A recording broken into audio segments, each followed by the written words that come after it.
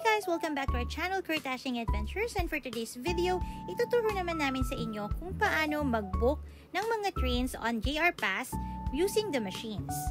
From our previous video, nasabi na namin sa inyo kung paano kayo mag-exchange ng yung JR Pass upon arrival sa Japan. And once you exchange your JR Pass, you also have the option to ask the staff sa train station to book the trains na gagamitin ninyo on your whole stay. Pero since madami kaming trains na sasakyan, nakakahiya namang ipabook lahat dun sa staff. So we use the machine to book the other trains that we will use. And the first step is for you to go to the train station and find the ticket machines. Ito guys, ganito naman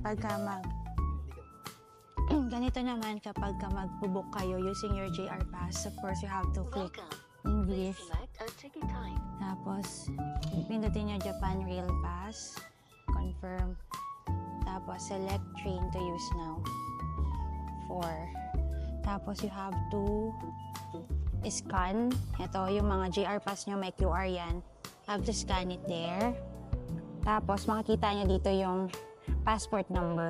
So, i-enter mo kasi yung passport number dito. Enter your passport number and press confirm. 2405. Sino ba yan?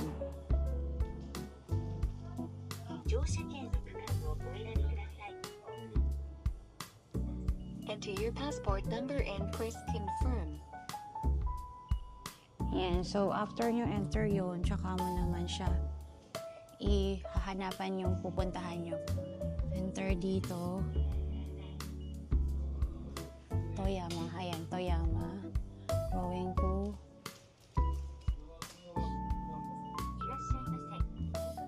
Takayama. Search. Ito. So, select natin to. Tapos, confirm. And then, select tayo ng seats natin. So, ito daw yung list occupied. So, dyan tayo titingin. Ito na lang.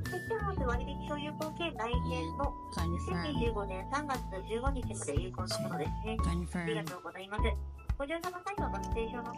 So, yan. Hintayin nyo na lang lumabas ngayon yung tickets nyo.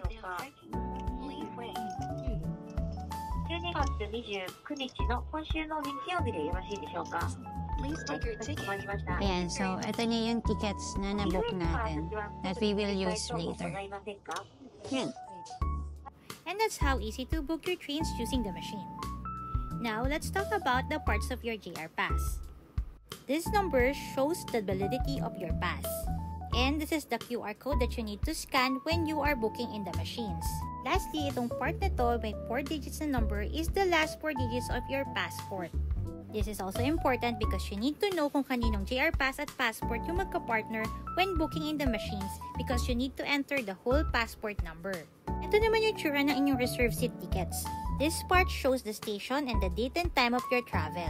Sa kabilang part naman is the station of your arrival and what time kayo dadating. This highlighted in yellow is your car number and seat number. And lastly, ito yung number ng train na sasakyan nyo.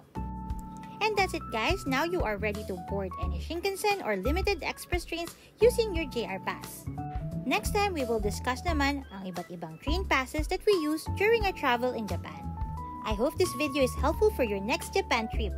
And don't forget to like, share, and subscribe to our channel, and follow us on TikTok, Facebook, and Instagram, Kurt Dashing Adventures, where adventure never ends. Till next time!